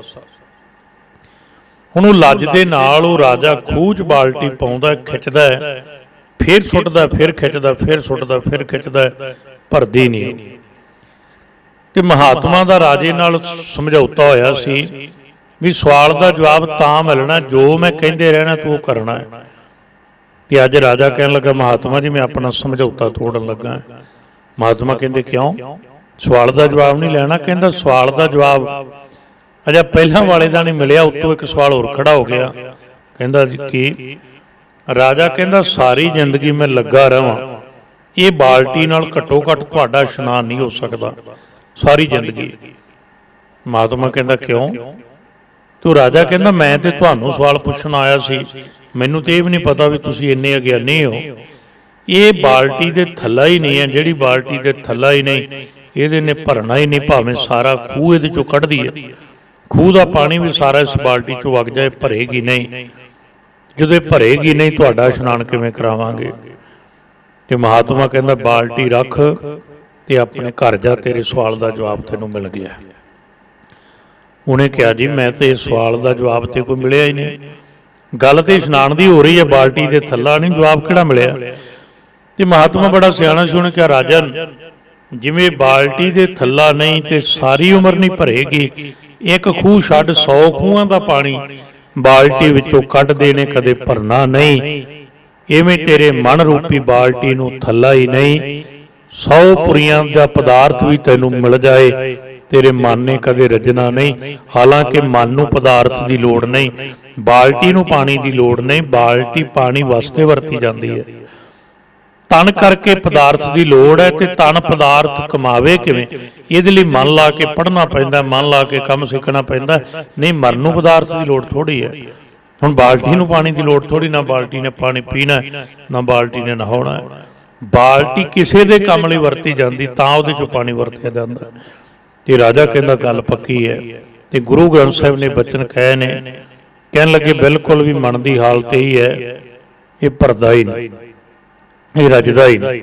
ਇਹਨੂੰ ਥਬਰ ਦਾ ਜਿਹੜਾ ਸੰਤੋਖ ਦਾ ਥੱਲਾ ਲਾਉਣਾ ਪੈਂਦਾ, ਬਿਨਾਂ ਸੰਤੋਖ ਨਹੀਂ ਕੋ ਰਾਜੈ। ਕੋਈ ਰਾਜਾ ਨਹੀਂ ਹੋ ਸਕਦਾ, ਕੋਈ ਰੱਜ ਨਹੀਂ ਸਕਦਾ ਬਿਨਾਂ ਸੰਤੋਖ ਤੋਂ। ਸਾਹਿਬ ਗੁਰੂ ਨਾਨਕ ਸਾਹਿਬ ਜੀ ਵੀ ਕਿਰਪਾ ਕਰਦੇ ਨੇ, ਭੁੱਖਿਆ ਭੁੱਖ ਨਾ ਉਤਰੀ, ਜੇ ਬੰਨਾ ਪੁਰੀਆ ਭਾਰ, ਜੇ ਪੁਰੀਆਂ ਦੇ ਭਾਰ ਬੰਨ ਲੈ ਜਾਣ, ਪਦਾਰਥ ਬੰਨ ਲੈ ਜਾਣ, ਉਸ ਬੰਦੇ ਨੂੰ ਦੇ ਦਿੱਤੇ ਜਾਣ। ਸਾਹਿਬ ਕਹਿੰਦੇ ਕਦੇ ਭੁੱਖ ਨਹੀਂ ਦੂਰ ਹੁੰਦੀ, ਇਸ ਮਨ ਦੀ, ਕਦੇ ਰੱਜਦਾ ਨਹੀਂ। ਇਸ ਲਈ ਤੀਜਾ ਤਰੀਕਾ ਵੀ ਪ੍ਰਮਾਤਮਾ ਦੀ ਪ੍ਰਾਪਤੀ ਲਈ ਕਾਰਗਰ ਨਹੀਂ ਹੈ, ਸਾਰਥਕ ਨਹੀਂ ਹੈ, ਠੀਕ ਨਹੀਂ ਹੈ। ਹੁਣ ਅੱਜ ਦਾ ਸਮਾਂ ਜਿਹੜਾ ਉਹ ਚੌਥੇ ਤਰੀਕੇ ਦਾ ਹੈ। ਬੰਦੇ ਨੇ ਕਿਹਾ ਜੇ ਰੱਬ ਇੱਦਾਂ ਨਹੀਂ ਮਿਲਦਾ, ਨਾਤਿਆ ਨਹੀਂ ਮਿਲਦਾ, ਚੁੱਪ ਹੋ ਕੇ ਨਹੀਂ ਮਿਲਦਾ, ਤੇ ਮਨ ਨੂੰ ਪਦਾਰਥ ਦੇ ਲਈਏ ਤਾਂ ਵੀ ਨਹੀਂ ਮਿਲਦਾ। ਤੇ ਚੌਥਾ ਤਰੀਕਾ ਅੱਜ ਲੋਕੀ ਵਰਤਦੇ ਆ। 3 ਤਰੀਕੇ ਤਾਂ ਕੱਟਦੇ ਆ, ਇਸ਼ਨਾਨ ਵਾਲਾ ਕੱਟਦੇ ਆ, ਮੌਨੀ ਨੂੰ ਕੱਟਦੇ ਆ, ਚਲੋ ਪਦਾਰਥ ਦੀ ਭੁੱਖ ਨੂੰ ਵੀ ਕੱਟਦੇ ਆ, ਤੇ ਚੌਥਾ ਆਪ ਬਣਾ ਰਹੇ, ਪਰ ਚੌਥਾ ਵੀ ਤਾਂ ਕੱਟਿਆ ਹੀ ਹੋਇਆ ਨਾ। ਚੌਥਾ ਤਰੀਕਾ ਕਿਹੜਾ ਸੀ? ਬੰਦੇ ਕੋਲ ਸਿਆਣਪ ਹੋਵੇ, ਬੰਦੇ ਕੋਲ ਵਿਸ਼ਾਲ ਅਕਲ ਹੋਵੇ, ਬਹੁਤ ਵਿਸ਼ਾਲ ਦਿਮਾਗ ਹੋਵੇ, ਬ੍ਰੇਨ ਹੋਵੇ, ਤੇ ਬੰਦੇ ਕੋਲ ਇਹ ਫਿਰ ਚਾਹੁੰਦਾ ਸੀ ਮੈਂ ਬਹੁਤ ਕੁਝ ਪ੍ਰਾਪਤ ਕਰ ਲਾਂਗਾ। ਸਾਹਿਬ ਕਹਿੰਦੇ ਨੇ ਸਾਹਸ ਕਹੀਏ ਹਜ਼ਾਰਾਂ ਹੀ, ਸਾਹਸ ਸਿਆਣਪਾ ਲੱਖ ਹੋਏ, ਤਾਂ ਇੱਕ ਨਾ ਚੱਲੇ ਨਾਲ। ਹਜ਼ਾਰਾਂ ਸਿਆਣਪਾਂ ਤੇਰੇ ਕੋਲ ਹੋਣ, ਸਾਹਿਬ ਕਹਿੰਦੇ ਮਾਰਗ ਤੇ ਇੱਕ ਨਹੀਂ ਚੱਲਦੀ, ਮਾਲਕ ਦੇ ਦਰ ਤੇ ਇੱਕ ਨਹੀਂ ਚੱਲਦੀ। ਕਿਵੇਂ? ਸਿਆਣਪ ਹੈ ਜਿਹੜੀ, ਸਮਝ ਹੈ ਜਿਹੜੀ, ਗਿਆਨ ਹੈ ਜਿਹੜਾ, ਇਹ ਉਸ ਮਾਂ ਦੀ ਤਰ੍ਹਾਂ ਹੈ ਜਿਹੜੀ ਮਾਂ ਜਨਮ ਦੇ ਕੇ ਨਾ ਬੱਚੇ ਨੂੰ, ਸਿਆਣਾ ਸਮਝਿਓ, ਉਂਗਲ ਲਾ ਕੇ ਤੋਰਦੀ ਹੈ, ਤੇ ਸਾਧ ਸੰਗਤ ਬੱਚਾ ਵੱਡਾ ਹੋ ਜਾਂਦਾ, ਤੁਰਨ ਲੱਗ ਜਾਂਦਾ ਹੈ। ਤੇ ਪਰ ਜੇ ਵੱਡੇ ਹੋਏ ਬੱਚੇ ਨੂੰ ਮਾਂ ਕਹੇ ਮੇਰੀ ਉਂਗਲ ਫੜ, ਉਹ ਨਹੀਂ ਫੜਦਾ। ਤੇ ਜੇ ਮਾਂ ਇਹ ਤਰਕ ਕਰੇ, ਗੱਲ ਕਹੇ ਵੀ ਨਿੱਕਾ ਹੁੰਦਾ ਵੀ ਤਾਂ ਉਂਗਲ ਫੜ ਕੇ ਚੱਲਦਾ ਹੀ ਨਹੀਂ, ਹੁਣ ਕੀ ਹੁੰਦਾ, ਉਹ ਕਹਿੰਦਾ ਉਦੋਂ ਲੋੜ ਸੀ। ਬਿਲਕੁਲ ਜਿਹੜੀ ਦੁਨਿਆਵੀ ਵਿੱਦਿਆ ਹੈ, ਦੁਨਿਆਵੀ ਸਿਆਣਪ ਹੈ, ਇਹ ਇੰਨੀ ਕੁ ਲੋੜ ਹੈ ਧਰਮ ਦੇ ਮਾਰਗ ਅੰਦਰ। ਜਿਵੇਂ ਆਪਾਂ ਕਹੀਏ ਕੋਈ ਧਾਰਮਿਕ ਗ੍ਰੰਥ ਪੜ੍ਹਨੇ ਹੋਣ, ਦੁਨਿਆਵੀ ਵਿੱਦਿਆ ਨਾਲ ਪੜ੍ਹੇ ਜਾਣਗੇ, ਪੰਜਾਬੀ 'ਚ ਹੋਣ, ਸੰਸਕ੍ਰਿਤ 'ਚ ਹੋਣ, ਅਰਬੀ 'ਚ ਹੋਣ, ਫਰਸ਼ੀਅਨ 'ਚ ਹੋਣ, ਇੰਗਲਿਸ਼ ਵਿੱਚ ਹੋਣ, ਕਿਸੇ ਭਾਸ਼ਾ ਵਿੱਚ ਹੋਣ, ਦੁਨਿਆਵੀ ਅੱਖਰ ਸਿੱਖ ਕੇ ਸਿੱਖੇ ਜਾਣਗੇ ਨਾ। ਪਰ ਜਦੋਂ ਇਹ ਸਮਝ ਆ ਗਈ, ਫਿਰ ਆਪਣੀ ਅਕਲ ਛੱਡ ਅਕਲ ਸਿਆਣਪ, ਗੁਰੂ ਕੋਲ ਆ ਕੇ ਆਪਣੀ ਸਿਆਣਪ ਨਾਲ ਵਰਤ। ਇੱਕ ਵੀ ਸਿਆਣਪ ਉਹਦੇ ਰਸਤੇ 'ਤੇ ਨਹੀਂ ਚੱਲੇਗੀ। ਲੱਖਾਂ ਹੀ ਘਟਨਾਵਾਂ, ਲੱਖਾਂ ਹੀ ਉਦਾਹਰਨਾਂ ਆਪਾਂ ਜ਼ਿੰਦਗੀ ਅੰਦਰ ਸਤਸੰਗ ਸਮਝਦੇ ਤੇ ਪੜ੍ਹਦੇ ਹਾਂ। ਇਸ ਲਈ ਸਾਹਿਬ ਕਿਰਪਾ ਕਰਦੇ ਨੇ, ਸਾਹਿਸ ਸਿਆਣਪਾ ਲੱਖ ਹੋਏ ਤਾਂ ਇੱਕ ਨਾ ਚੱਲੈ ਨਾਲ। ਪ੍ਰਭੂ ਦੇ ਮਾਰਗ ਤੇ, ਗੁਰੂ ਦੇ ਮਾਰਗ ਤੇ ਇੱਕ ਨਹੀਂ ਚੱਲਦੀ। ਇਹ ਵੱਖਰੀ ਗੱਲ ਹੈ। ਦੁਨਿਆਵੀ ਸਿਆਣਪ ਅਸੀਂ ਚਲਾਉਣੀ ਚਾਹੁੰਦੇ ਹਾਂ। ਕਦੇ ਵੀ ਇੱਕ ਦੰਦਾਂ ਦੇ ਡਾਕਟਰ ਕੋਲ, ਇੱਕ ਡੈਂਟਿਸਟ ਕੋਲ, ਇੱਕ ਡੈਂਟਲ ਜਾ ਕੇ, ਡੈਂਟਲ ਸਮਝਦੇ ਹੋ ਕਿ ਆਪਾਂ ਕਹੀਏ ਕਾਰਾਂ ਦਾ ਭੰਨ ਤੋੜ ਦਾ ਕੰਮ ਕਰਨ ਵਾਲਾ ਬੰਦਾ, ਜਾਂ ਕਾਰਾਂ ਦੇ ਇੰਜਨ ਕਰਨ ਵਾਲਾ ਬੰਦਾ, ਕੋਈ ਮਕੈਨਿਕ ਹੋਵੇ, ਉਹ ਦੰਦਾਂ ਦੇ ਡਾਕਟਰ ਕੋਲ ਜਾ ਕੇ ਆਪਣੀ ਸਿਆਣਪ ਨਹੀਂ ਘੋਟੇਗਾ ਵੀ ਇੱਦਾਂ ਕਰ, ਅਸੀਂ ਇੰਜਨ ਨੂੰ ਇੱਦਾਂ ਠੋਕਨੇ, ਅਸੀਂ ਇੱਦਾਂ ਕਰਨੇ ਆ, ਇਸੇ ਤਰੀਕੇ ਨਾਲ ਦੰਦ ਖੋਗ ਨਹੀਂ ਕਰਦਾ ਇਹ ਕੰਮ। ਉਹਨੂੰ ਪਤਾ ਕਿ ਦੰਦਾਂ ਦਾ ਤਜਰਬਾ ਇਹਦੇ ਕੋਲ ਆ, ਮੇਰੇ ਕੋਲ ਕਾਰਾਂ ਦੇ ਕੰਮ ਦਾ ਤਜਰਬਾ ਹੈ। ਕਾਰਾਂ ਵਾਲੇ ਕੋਲ ਜਾ ਕੇ ਕਦੇ ਇੱਕ ਵਕੀਲ ਨਹੀਂ ਕਹਿੰਦਾ ਵੀ ਅਸੀਂ ਇਸੇ ਤਰੀਕੇ ਨਾਲ ਲੜਦੇ, ਤੂੰ ਵੀ ਇਸੇ ਤਰੀਕੇ ਨਾਲ ਇੰਜਨ ਠੀਕ ਕਰ। ਇੱਕ ਵਕੀਲ ਕੋਲ ਜਾ ਕੇ ਕਦੇ ਵੀ ਇੱਕ ਪ੍ਰੋਫੈਸਰ ਨਹੀਂ ਕਹਿੰਦਾ ਵੀ ਮੇਰੇ ਤਰੀਕੇ ਨਾਲ ਆਪਣੇ ਕਲਾਇੰਟ ਨੂੰ, ਆਪਣੇ ਕਸਟਮਰ ਨੂੰ ਕਨਵਿੰਸ ਕਰ, ਸਮਝਾ। ਨਹੀਂ, ਹਰੇਕ ਦਾ ਆਪਣਾ ਦਾਇਰਾ ਤੇ ਆਪਣਾ ਤਰੀਕਾ ਹੈ। ਜੇ ਆਪਣਾ ਦਾਇਰਾ ਤੇ ਆਪਣਾ ਤਰੀਕਾ ਨਾ ਹੁੰਦਾ, ਫਿਰ ਸਾਰੇ ਜਿਹੜੇ ਸਬਜੈਕਟ ਨੇ ਇੱਕੋ ਬੰਦਾ ਹੀ ਪੜ੍ਹ ਲੈਂਦਾ। ਉਹੀ ਮੈਥ ਦਾ ਟੀਚਰ ਹੁੰਦਾ, ਉਹੀ ਐਸਟ੍ਰੋਨਮੀ ਪੜ੍ਹਾਉਂਦਾ, ਉਹੀ ਇੰਗਲਿਸ਼ ਪੜ੍ਹਾਉਂਦਾ, ਗ੍ਰਾਮਰ ਪੜ੍ਹਾਉਂਦਾ, ਉਹੀ ਵਕੀਲ ਹੁੰਦਾ। ਨਹੀਂ, ਉਹਨੂੰ LLB ਕਰਨੀ ਪਈ ਹੈ, ਉਹਨੂੰ ਮਾਸਟਰੀ ਕਰਨੀ ਪਈ ਹੈ, B.Ed ਕਰਨੀ ਪਈ ਹੈ, M.Ed ਕਰਨੀ ਪਈ, ਉਹਨੂੰ ਪਾਇਲਟ ਬਣਨ ਲਈ ਆਪਣੀ ਟ੍ਰੇਨਿੰਗ ਲੈਣੀ ਪਈ, ਪੁਲਿਸ ਵਾਲੇ ਨੂੰ ਆਪਣੀ ਟ੍ਰੇਨਿੰਗ ਲੈਣੀ ਪਈ, ਮਕੈਨਿਕੀ ਕਰਨ ਵਾਲੇ ਨੂੰ ਆਪਣੀ ਟ੍ਰੇਨਿੰਗ ਲੈਣੀ ਪਈ, ਡੈਂਟਿਸਟ ਨੂੰ ਆਪਣੀ ਟ੍ਰੇਨਿੰਗ ਲੈਣੀ ਪਈ, ਮੈਡੀਸਨ ਦੇ ਮਾਹਰ ਨੂੰ ਆਪਣੀ ਟ੍ਰੇਨਿੰਗ ਲੈਣੀ ਪਈ। ਇੱਦਾਂ ਹੀ ਧਾਰਮਿਕ ਦੁਨੀਆ ਵਿੱਚ ਜਿਹਨੇ ਧਰਮ ਦੇ ਮਾਰਗ 'ਤੇ ਚੱਲਣਾ ਜਾਂ ਉਪਦੇਸ਼ਕ ਹੋਣਾ ਸੀ, ਸੱਚਾਈ ਹੈ, ਉਹਨੂੰ ਵੀ ਆਪਣੀ ਟ੍ਰੇਨਿੰਗ ਲੈਣੀ ਪੈਂਦੀ ਸੀ। ਤੇ ਪੁਰਾਣੇ ਸਮਿਆਂ 'ਚ ਇਹ ਸੱਚਾਈ ਬਿਲਕੁਲ ਸੰਖੇਪ ਕਰਾਂ, ਕੁਝ ਟਾਈਮ ਸਿਖਾਲਿਆ ਜਾਂਦਾ ਸੀ, ਬਹਿਣਾ ਉੱਠਣਾ ਵਿਚਰਨਾ, ਫਿਰ ਕਿਤੇ ਜਾ ਕੇ ਕੋਈ ਗੁਰਬਾਣੀ ਦੀ ਸਮਝ ਪ੍ਰਚਾਰ ਦਾ ਟਾਈਮ ਦਿੱਤਾ ਜਾਂਦਾ ਸੀ। ਹੁਣ ਹਰ ਬੰਦਾ ਹੀ ਆਪਣੇ ਆਪ ਨੂੰ ਇਹ ਸਮਝਦਾ ਹੈ ਵੀ ਨਹੀਂ, ਧਰਮ ਦੀ ਗੱਲ ਤੇ ਜਿਹੜਾ ਮਰਜ਼ੀ ਕਰ ਲਾ, ਇੱਦਾਂ ਨਹੀਂ ਹੁੰਦਾ, ਜਿਹੜਾ ਮਰਜ਼ੀ ਸਵਾਲ ਕਰ ਸਕਦਾ, ਇੱਦਾਂ ਨਹੀਂ ਹੁੰਦਾ। ਇਹ ਵੱਖਰਾ ਸਮਝਣ ਵਾਲੀ ਇੱਕ ਗੱਲ। ਸਾਹਿਬ ਸਿਆਣਪਾ ਲੱਖ ਹੋਏ ਤਾਂ ਇੱਕ ਨਾ ਚੱਲੇ ਨਾਲ, ਗੁਰੂ ਦੀ ਚੱਲੇਗੀ ਤੇ ਗੁਰੂ ਸਾਹਿਬ ਜੀਆਂ ਦੇ ਮਾਰਗ ਤੇ ਸਾਡੀ ਨਹੀਂ ਚੱਲੇਗੀ। ਸਤਿਗੁਰ ਕੀ ਬਾਣੀ ਸਤ ਸਤ ਕਰ ਜਾਣੋ, ਗੁਰ ਸਿੱਖੋ ਹਰ ਕਰਤਾ ਆਪ ਮੋਹੋਂ ਕਢਾਏ। ਤੇ ਹੁਣ ਇੱਥੇ ਆ ਗਿਆ ਜੀ ਉੱਤਰ ਅਲੰਕਾਰ। ਉੱਤਰ ਅਲੰਕਾਰ ਇਹ ਅਲੰਕਾਰਾਂ ਚੋਂ ਇੱਕ ਅਲੰਕਾਰ ਹੈ। ਪ੍ਰਸ਼ਨ ਉੱਤਰ ਅਲੰਕਾਰ ਕੀ ਹੈ? ਪਹਿਲੀ ਪੰਕਤੀ 'ਚ ਪ੍ਰਸ਼ਨ ਹੁੰਦਾ ਹੈ, ਜਿਵੇਂ ਆਪਾਂ ਪਹਿਲੇ ਪਾਠ 'ਚ ਬੇਨਤੀ ਕੀਤੀ ਸੀ, ਦੂਜੇ 'ਚ ਉਹਦਾ ਉੱਤਰ ਹੁੰਦਾ ਹੈ। ਪ੍ਰਸ਼ਨ ਉੱਤਰ ਅਲੰਕਾਰ ਹੈ, ਕਿਵ ਸਚਿਆਰਾ ਹੋਈਐ, ਕਿਉ ਕੂੜਾ ਟੁੱਟੈ ਪਾਲ। ਸਾਹਿਬ ਜੀ ਜੇ ਭੁੱਖਿਆਂ ਰਹਿ ਕੇ ਨਹੀਂ ਮਿਲਦਾ, ਚੁੱਪ ਹੋ ਕੇ ਨਹੀਂ ਮਿਲਦਾ, ਜਾਂ ਮਨ ਨੂੰ ਰਜਾ ਦਿੱਤਾ ਜਾਏ ਫਿਰ ਨਹੀਂ ਮਿਲਦਾ, ਸੋਚ ਨਾਲ ਨਹੀਂ ਮਿਲਦਾ, ਸਿਆਣਪਾਂ ਨਾਲ ਨਹੀਂ ਮਿਲਦਾ, ਮਿਲਦਾ ਕਿੱਦਾਂ? ਕਿਵ ਸਚਿਆਰਾ ਹੋਈਐ। ਅਸੀਂ ਕੁੜਿਆਰ ਹਾਂ ਮਨ ਕਰਕੇ, ਪ੍ਰਭੂ ਸਚਿਆਰ ਹੈ। ਵਜਾਤੀ ਮੇਲ ਨਹੀਂ ਹੁੰਦਾ, ਸਜਾਤੀ ਹੁੰਦਾ ਹੈ। ਦੁੱਧ ਵਿੱਚ ਕਦੇ ਤੇਲ ਨਹੀਂ ਮਿਲਦਾ, ਘਿਓ ਵਿੱਚ ਕਦੇ ਗਰੀਸ ਨਹੀਂ ਮਿਲਦਾ, ਸੋਨੇ ਵਿੱਚ ਕਦੇ ਲੋਹਾ ਨਹੀਂ ਮਿਲਦਾ, ਪਾਣੀ ਤੇ ਤੇਲ ਇਕੱਠੇ ਨਹੀਂ ਹੁੰਦੇ, ਵਜਾਤੀ ਨਹੀਂ ਹੁੰਦੇ, ਸਜਾਤੀ ਹੁੰਦੇ ਨੇ। ਇਸ ਲਈ ਸਾਹਿਬ ਨੇ ਕਿਰਪਾ ਕੀਤੀ ਹੈ, ਕਿਵ ਸਚਿਆਰਾ ਹੋਈ ਹੈ, ਕਿਹੜੇ ਤਰੀਕੇ ਨਾਲ ਸਚਿਆਰ ਹੋਇਆ ਜਾਏ, ਕਿਹੜੇ ਤਰੀਕੇ ਨਾਲ ਮਿਲਾਪ ਹੋਏ। ਕਿਵ ਕੂੜਾ ਟੁੱਟੈ ਪਾਲ, ਕਿਹੜੇ ਤਰੀਕੇ ਨਾਲ ਝੂਠ ਦੀ ਪਾਲ, ਇਹ ਕੰਧ ਹੈ ਜਿਹੜੀ ਉਹ ਟੁੱਟ ਜਾਏ। ਕਿਉਂਕਿ ਜੀਵ ਤੇ ਪਰਮਾਤਮਾ ਦੇ ਵਿਚਕਾਰ ਜੇ ਕੋਈ ਕੰਧ ਹੈ, ਸਾਹਿਬ ਨੇ ਕਿਹਾ ਧਨ ਪਰਕਾ ਇੱਕ ਹੀ ਸੰਗ ਵਾਸਾ ਵਿੱਚ ਹਉਮੈ, ਭੀਤ ਕਰਾਰੀ ਇਹ ਕੰਧ ਹੈ, ਇਹ ਹਉਮੈ ਦੀ, ਹੰਕਾਰ ਦੀ। ਸਾਹਿਬ ਕਹਿੰਦੇ ਕਿੱਦਾਂ ਟੁੱਟੇ? ਤੇ ਜਿਵੇਂ ਆਪਾਂ ਆਰੰਭ ਵਿੱਚ ਸਮਝਿਆ ਸੀ, ਹੁਕਮ ਰਜ਼ਾਈ ਚੱਲਣਾ, ਇੱਕ ਤੇ ਚੱਲਣਾ ਪਏਗਾ ਉਹਦੀ ਰਜ਼ਾ ਵਿੱਚ। ਚੱਲਣਾ ਵੀ ਹੈ ਮਾਲਕ ਵੱਲ, ਪਰ ਆਪਣੀ ਮਰਜ਼ੀ ਨਾਲ ਨਹੀਂ ਚੱਲਣਾ। ਹੁਕਮ ਉਹਦਾ ਹੈ ਜਿਸ ਤਰੀਕੇ ਨਾਲ ਚੱਲਣ ਦਾ।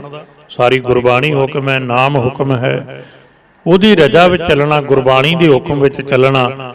ਨਾਨਕ ਲਿਖਿਆ ਨਾਲ, ਤੇ ਨਾਲ ਨਾਲ ਜੋ ਮਨੁੱਖਾ ਜਨਮ ਦੇ ਨਾਲ ਲਿਖਿਆ ਉਹ ਇਹੀ ਹੈ ਕਿ ਕਾਹਦੇ ਵਾਸਤੇ ਆਇਆ। ਸੁਣੋ ਰੇ ਤੂੰ ਕੌਣ ਕਹਾਂ ਤੇ ਆਇਓ, ਏਤੀ ਨਾ ਜਾਣੋ ਕੀਤੀ ਕੁ ਮੁੱਦਤ ਚਲਤੇ ਖਬਰ ਨਾ ਪਾਇਓ। ਇਹਨਾਂ ਚਾਰਾਂ ਗੱਲਾਂ ਦਾ ਪਤਾ ਤਾਂ ਲੱਗੇਗਾ ਜਦੋਂ ਹੁਕਮ ਦੀ ਰਜ਼ਾ ਚੱਲਾਂਗੇ। ਨਾਨਕ ਲਿਖਿਆ ਨਾਲ ਜੋ ਗੁਰਬਾਣੀ ਅੰਦਰ ਹੁਕਮ ਹੈ, ਜੋ ਮਨੁੱਖ ਦੇ ਨਾਲ ਹੁਕਮ ਲਿਖਿਆ ਉਹ ਕੀ ਹੈ ਕਿ ਪ੍ਰਭੂ ਸਿਮਰਨ ਕਰਨਾ।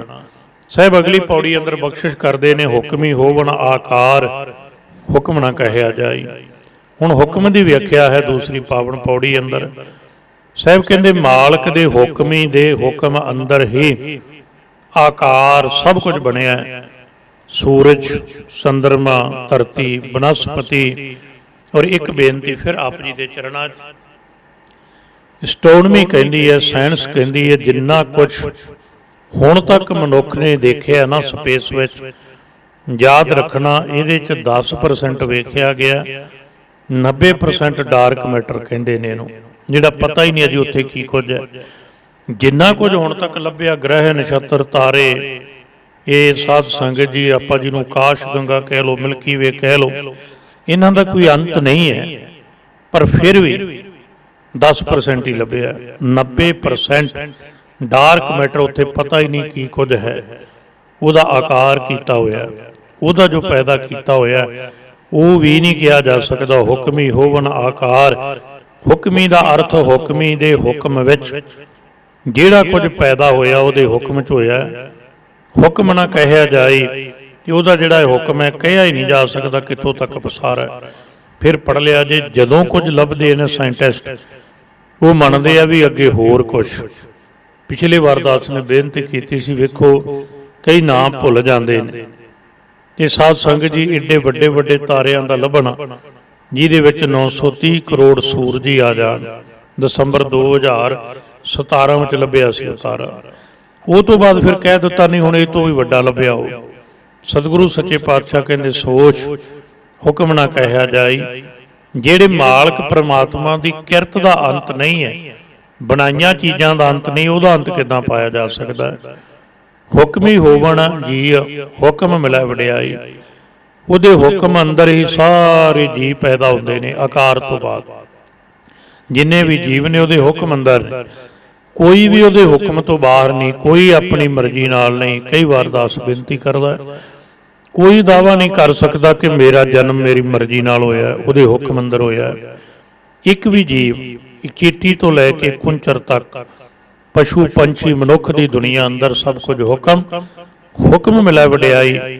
ਤੇ ਕਿਸੇ ਨੂੰ ਉਹਦੇ ਹੁਕਮ ਅੰਦਰ ਵਡਿਆਈ ਮਿਲਦੀ ਹੈ ਜਦੋਂ ਉਹਦੀ ਰਜ਼ਾ 'ਚ ਚੱਲਦਾ ਨਾ। ਉਹਦੀ ਰਜ਼ਾ 'ਚ ਚੱਲਣ ਵਾਲੇ ਨੂੰ ਸ਼ਾਬਾਸ਼, ਵਡਿਆਈ ਉਹ ਆਪ ਦਿੰਦਾ ਹੈ, ਉਹਦੇ ਹੁਕਮ ਅੰਦਰ ਮਿਲਦੀ ਹੈ। ਹੁਕਮੀ ਉੱਤਮ ਨੀਚ, ਹੁਕਮ ਲਿਖ ਦੁੱਖ ਸੁਖ ਪਾਈਐ। ਕਿ ਜਦੋਂ ਕੋਈ ਜੈਸੇ ਕਰਮ ਕਰਦਾ ਹੈ ਤੇ ਸਾਧ ਸੰਗਤ ਜੀ ਉਹਦੇ ਕੀਤੇ ਕਰਮਾਂ ਮੁਤਾਬਕ ਪ੍ਰਭੂ ਦੇ ਹੁਕਮ ਅੰਦਰ ਉਹ ਉੱਤਮ ਤੇ ਨੀਚ ਹੋ ਜਾਂਦਾ ਹੈ। ਉੱਤਮ ਕਰਮ ਕੀ ਹੈ? ਪ੍ਰਭੂ ਦਾ ਸਿਮਰਨ ਕਰਨਾ। ਨੀਚ ਕਰਮ ਕੀ ਹੈ? ਖਸਮ ਉਸਾਰੇ ਤੇ ਕਮਜਾਤ। ਜਿਹੜੇ ਪ੍ਰਭੂ ਨੂੰ ਭੁੱਲ ਜਾਣ ਉਹੀ ਨੀਚ ਹੈ, ਪ੍ਰਭੂ ਨਾਲ ਜੁੜ ਜਾਣ ਉਹੀ ਉੱਤਮ ਨੇ। ਹੁਣ ਉੱਤਮ ਸੇਧਰ ਉੱਤਮ ਕਹੀਏ, ਨੀਚ ਕਰਮ ਬਹਿ ਰੋਏ। ਇਹ ਉਹਦਾ ਹੁਕਮ ਹੈ, ਉਹਦੇ ਹੁਕਮ ਅੰਦਰ ਵਰਤਦਾ ਹੈ। ਹੁਕਮ ਲਿਖ ਦੁੱਖ ਸੁਖ ਪਾਈ ਹੈ। ਹੁਕਮ ਦੇ ਅੰਦਰ ਉੱਤਮ ਤੇ ਨੀਚ ਕਰਮ ਕੀਤੇ ਨੇ। ਜਾਂ ਇਹਨੂੰ ਥੋੜੀ ਵਿਆਖਿਆ ਇੱਕ ਮਿੰਟ ਵਿੱਚ ਹੋਰ ਕਰਾਂ। ਮਨੁੱਖਾ ਸਰੀਰ ਨੂੰ ਹੁਕਮ ਹੈ ਪ੍ਰਭੂ ਦਾ ਨਾਮ ਸਿਮਰਨਾ। ਇਹ ਸਿਮਰੇਗਾ ਤੇ ਉੱਤਮ ਕਰਮ ਹੈ, ਨਹੀਂ ਸਿਮਰੇਗਾ ਤੇ ਨੀਚ ਹੈ। ਸ਼ੇਰ ਨੂੰ ਹੁਕਮ ਹੈ ਮਾਸ ਖਾਣਾ, ਘਾਹ ਨਹੀਂ ਖਾਏਗਾ। ਗਾਂ ਨੂੰ ਹੁਕਮ ਹੈ ਘਾਹ ਖਾਣਾ, ਮਾਸ ਨਹੀਂ ਖਾਏਗੀ। ਹੁਣ ਜਿੱਦਾਂ ਜਿੱਦਾਂ ਜੀਵ ਨੂੰ ਹੁਕਮ ਹੈ ਉਹਦੇ ਅੰਦਰ ਹੀ ਬਾਕੀ ਸਾਰੇ ਕਰਮ ਕਰਦੇ ਨੇ। ਇੱਕ ਮਨੁੱਖ ਦੀ ਫਿਤਰਤ ਹੈ ਹੁਕਮ ਦੀ ਰਜ਼ਾ ਵਿੱਚ ਲਿਆਉਣ ਲਈ ਇਹ ਰੱਬੀ ਬਾਣੀ ਹੈ, ਉਹਦਾ ਸਿਮਰਨ ਹੈ ਤੇ ਹੁਕਮ ਲਾਗੂ ਹੁੰਦਾ ਫਿਰ ਉੱਤਮ ਤੇ ਨੀਚ ਕਰਮ ਤੇ ਉਹਦੇ ਮੁਤਾਬਕ ਹੀ ਹੁਕਮ ਹੀ ਉੱਤਮ ਨੀਚ।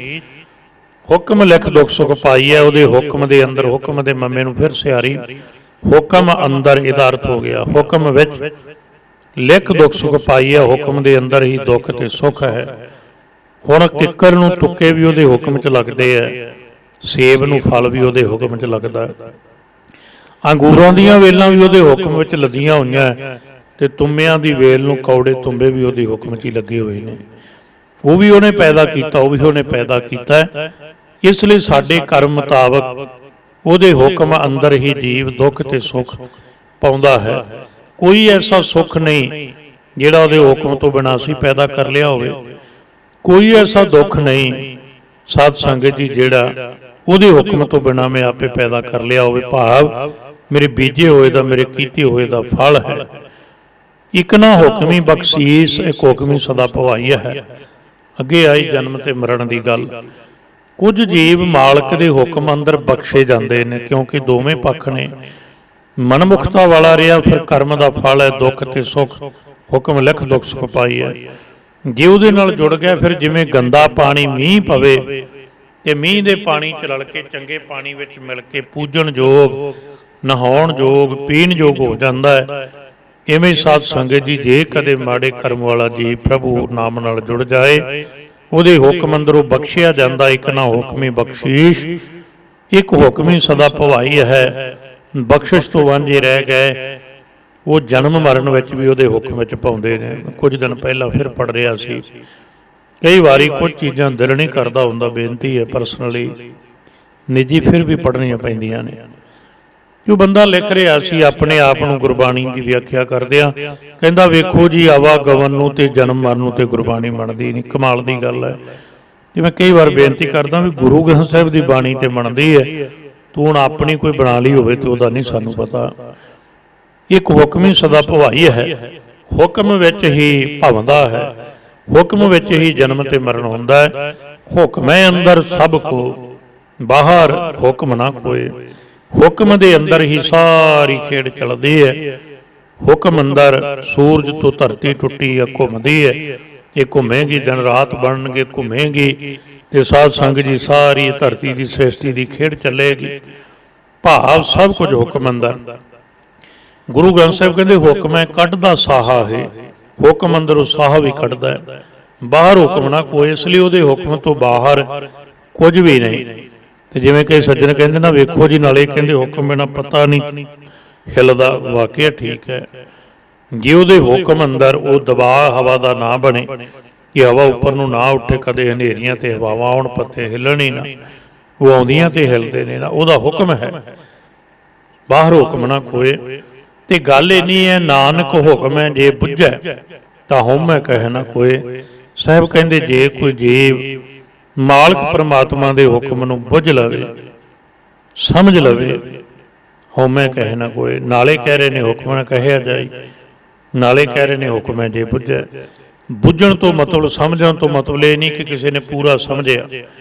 ਬੁੱਝਣ ਤੋਂ ਮਤਲਬ ਕੇਵਲ ਇੰਨਾ ਹੀ ਹੈ ਕਿ ਮਾਲਕ ਪਰਮਾਤਮਾ ਜੀ, ਸੱਚੇ ਪਾਤਸ਼ਾਹ ਜੀ, ਤੇਰਾ ਜਿਹੜਾ ਹੁਕਮ ਬੜਾ ਵਿਸ਼ਾਲ ਹੈ, ਹੁਕਮ ਨਾਲ ਜੁੜ ਜਾਏ, ਉਹਦੇ ਹੁਕਮ ਵਿੱਚ ਵਹਿਣ ਲੱਗ ਜਾਏ, ਉਹਦੇ ਹੁਕਮ ਵਿੱਚ ਚੱਲਣ ਲੱਗ ਜਾਏ, ਫਿਰ ਉਹ ਹਉਮੈ ਨਹੀਂ ਕਹੇਗਾ।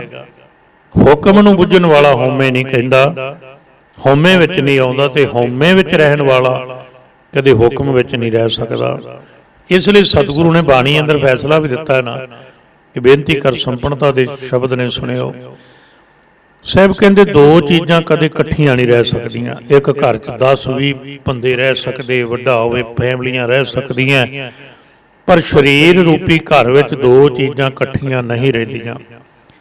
ਦੋਵਾਂ 'ਚੋਂ ਇੱਕ ਰਵੇਗੀ, ਜਾਂ ਨਾਮ ਰਵੇਗਾ ਜਾਂ ਹੁਕਮ ਰਵੇਗਾ, ਹਉਮੈ ਰਵੇਗੀ ਜਾਂ ਨਾਮ ਰਵੇਗਾ। ਜੇ ਹਉਮੈ ਹੈ ਤੇ ਨਾਮ ਨਹੀਂ, ਜਿਸ ਦਿਨ ਨਾਮ ਆ ਗਿਆ ਫਿਰ ਹਉਮੈ ਨਹੀਂ। ਸਾਹਿਬ ਦੇ ਬਚਨ ਨੇ ਹਉਮੈ ਨਾਵੈ ਨਾਲ ਵਿਰੋਧ ਹੈ, ਦੋਏ ਨਾ ਬਸੈ ਇਕਠਾਏ। ਇਹ ਦੋਵੇਂ ਇੱਕ ਥਾਂ ਤੇ ਰਹਿੰਦੇ ਨੇ। ਇਹ ਸੰਗਤ ਜੀ ਜਿਸ ਦਿਨ ਹੁਕਮ ਨਾਲ ਜੁੜਨ ਲੱਗ ਪਿਆ, ਜੀਵ ਹੁਕਮੀ ਨਾਲ ਜੁੜਨਾ ਸ਼ੁਰੂ ਹੋ ਜਾਏਗਾ। ਤੇ ਜਿਵੇਂ ਜਿਵੇਂ ਹੁਕਮੀ ਨਾਲ ਪ੍ਰਭੂ ਨਾਲ ਜੁੜੇਗਾ, ਉਵੇਂ ਉਵੇਂ ਇਹਦੀ ਹਉਮੈ ਦਾ ਨਾਸ਼ ਵਿਨਾਸ਼ ਹੁੰਦਾ ਜਾਏਗਾ। ਇਸ ਲਈ ਸਾਹਿਬ ਕਿਰਪਾ ਕਰਦੇ ਨੇ, ਜਿਹੜੇ ਜੀਵ ਨਾਨਕ ਹੁਕਮ ਹੈ ਜੇ ਬੁੱਝੈ ਤਾਂ ਹਉਮੈ ਕਹਿ ਨਾ ਕੋਏ, ਫਿਰ ਉਹ ਹਉਮੈ ਤੋਂ ਮੁਕਤ ਹੋ ਜਾਂਦੇ ਨੇ, ਹਉਮੈ ਤੋਂ ਰਹਿਤ ਹੋ ਜਾਂਦੇ ਨੇ। ਕਿ ਸਾਹਿਬ ਕਿਰਪਾ ਕਰਨੇ ਦਾਤ ਸਾਡੀ ਝੋਲੀ ਅੰਦਰ ਪੈ, ਸਾਡੀ ਤੇ ਸਤਿਗੁਰੂ ਬਖਸ਼ਿਸ਼ ਕਰਨ, ਇਹ ਦਾਤ ਸਾਨੂੰ ਮਿਲ ਜਾਏ, ਅਸੀਂ ਹੁਕਮੀ ਨਾਲ ਜੁੜੀਏ, ਹੁਕਮ ਦੀ ਰਜਾ ਵਿੱਚ ਚੱਲਣਾ ਸਿੱਖੀਏ। ਤਾਂ ਹਉਮੈ ਕਹੇ ਨਾ ਕੋਈ, ਤਾਂ ਕਰਕੇ ਇਹ ਜੀਵ ਹੈ ਜਿਹੜਾ ਹਉਮੈ ਤੋਂ ਬਚ ਸਕਦਾ ਹੈ, ਹਉਮੈ ਤੋਂ ਇਹਦਾ ਪਾਰ ਉਤਾਰਾ ਹੋ ਸਕਦਾ ਹੈ। ਨਹੀਂ, ਸਤਿਗੁਰੂ ਦੇ ਬਚਨ ਨੇ, ਹਰ ਜੀਓ ਅਹੰਕਾਰ ਨਾ ਭਾਵਈ, ਵੇਦ ਕੂਕ ਸੁਣਾਵੇ। ਵੇਦ ਸ਼ਾਸਤਰੀ ਗੱਲ ਕਹਿੰਦੇ, ਪ੍ਰਭੂ ਨੂੰ ਅਹੰਕਾਰ, ਪ੍ਰਭੂ ਨੂੰ ਹਉਮੈ ਚੰਗੀ ਨਹੀਂ ਲੱਗਦੀ। ਤੇ ਬਾਬਾ ਕਬੀਰ ਸਾਹਿਬ ਨੇ ਇੱਥੋਂ ਤੱਕ ਫੈਸਲਾ ਦਿੱਤਾ, ਉਹ ਵੀ ਬੇਨਤੀ ਕਰਦੇ ਆ। ਕਹਿਣ ਲੱਗੇ, ਕਦੇ ਵੀ ਰੇਤੇ ਵਿੱਚ ਖੰਡ ਖਿੰਡ ਜਾਏ ਨਾ, ਹਾਥੀ ਨਹੀਂ ਚੁਣਦਾ। ਹਾਥੀ ਇੱਕ ਹੋਵੇ ਤੇ ਕੀੜੀਆਂ ਕਰੋੜਾਂ ਵੀ ਗਿਣਤੀ ਵਿੱਚ ਲਿਆਓ, ਹਾਥੀ ਸਾਰੀਆਂ ਨਾਲੋਂ ਵੱਧ ਬਲ ਰੱਖਦਾ। ਪਰ ਜੇ ਰੇਤੇ ਵਿੱਚ ਖੰਡ ਖਿੰਡੀ ਹੋਵੇ, ਸਾਹਿਬ ਸੱਚੇ ਪਾਤਸ਼ਾਹ ਕਹਿੰਦੇ ਹਾਥੀ ਨਹੀਂ ਚੁਗਦਾ, ਕੀੜੀਆਂ ਚੁਗਦੀਆਂ ਨੇ। ਤੇ ਸਤਿਗੁਰੂ ਦੇ ਅੰਮ੍ਰਿਤ ਬਚਨ ਨੇ, ਹਰ ਹੈ ਖਾਂਡ ਰੇਤ ਮੈਂ ਬਿਖਰੀ, ਹਾਥੀ ਚੁਣੀ ਨਾ ਜਾਏ। ਪ੍ਰਭੂ ਖੰਡ ਵਰਗਾ ਸੰਸਾਰ ਰੂਪੀ ਰੇਤਾ ਵਿੱਚ ਖਿੰਡਿਆ ਹੋਇਆ, ਮਿਲੇਗਾ ਕਿੱਦਾਂ? ਕਹੋ ਕਬੀਰ ਗੁਰ ਭਲੀ ਬੁਝਾਈ, ਕੀਟੀ ਹੋਏ ਕਹਿ ਖਾਏ। ਜੇ ਮਿਲੇਗਾ ਤੇ ਕੀੜੀ ਵਾਲੀ ਨਿਮਰਤਾ ਧਾਰਨ ਕਰਕੇ ਮਿਲੇਗਾ, ਹਉਮੈ ਵਿੱਚ ਨਹੀਂ ਮਿਲਦਾ। ਤੇ ਸਤਿਗੁਰੂ ਦੇ ਬਚਨ ਨੇ, ਇਹ ਹਉਮੈ ਜਾਏਗੀ ਕਿੱਦਾਂ? ਭਾਈ ਸਾਹਿਬ, ਭਾਈ ਗੁਰਦਾਸ ਸਾਹਿਬ ਨੂੰ ਪੁੱਛੋ ਤੇ ਸਮਾਪਤੀ ਹੈ। ਭਾਈ ਸਾਹਿਬ ਜੀ ਕਹਿੰਦੇ ਨੇ, ਵਾਹਿਗੁਰੂ ਗੁਰਮੰਤਰ ਹੈ, ਜਪ ਹਉਮੈ ਖੋਈ। ਇਹ ਤੇਰੀ ਹਉਮੈ ਦਾ ਨਾਸ਼ ਹੋ ਸਕੇ, ਪ੍ਰਭੂ ਸਿਮਰਨ ਕਰ, ਗੁਰਮੰਤਰ ਬਾਣੀ ਦਾ ਜਾਪ ਕਰ। ਗੁਰੂ ਦੇ ਮੰਤਰ ਦਾ ਜਿਵੇਂ ਜਿਵੇਂ ਜਾਪ ਕਰੇਗਾ, ਹੁਕਮ ਨਾਲ ਜੁੜੇਗਾ, ਹੁਕਮੀ ਨਾਲ ਜੁੜੇਗਾ, ਉਵੇਂ ਉਵੇਂ ਹਉਮੈ ਨੱਸ ਜਾਏਗੀ। ਜਿਹਦੇ ਹਉਮੈ ਪਰੇ ਹੋ ਗਈ, ਮੈਂ ਪਰੇ ਹੋ ਗਏ, ਉਹਦੇ ਪਰੇ ਮੈਂ ਪ੍ਰੇਮ ਪੈਦਾ ਹੋ ਜਾਏਗਾ। ਨਾਨਕ ਹੁਕਮ ਹੈ ਜੇ ਬੁੱਝੈ, ਤਾਂ ਹਉਮੈ ਕਹੇ ਨਾ ਕੋਈ। ਇੰਨੀਆਂ ਬੇਨਤੀਆਂ ਪ੍ਰਵਾਨ ਕਰਨੀਆਂ। ਪਹਿਲੀਆਂ ਦੋ ਪੌੜੀਆਂ ਦੀ ਵਿਚਾਰ ਸੰਪन्न ਹੋਈ ਹੈ। ਭੁੱਲਾਂ ਦੀ ਖਿਮਾ ਕਰਦਿਆਂ ਸਾਹਿਬ ਦੇ ਚਰਨਾਂ 'ਚ ਅਰਦਾਸ ਕਰਨੀ, ਬਖਸ਼ਿਸ਼ ਕਰਕੇ ਸੇਵਾ ਲੈਂਦੇ ਰਹਿਣ। ਦੇਹੋ ਸੱਜਣ ਆਸੀਸੜੀਆਂ ਜੋ ਹੋਵੈ, ਸਾਹਿਬ ਸਿਉ ਮੇਲ। ਵਾਹਿਗੁਰੂ ਜੀ ਕਾ ਖਾਲਸਾ, ਵਾਹਿਗੁਰੂ ਜੀ ਕੀ ਫਤਿਹ।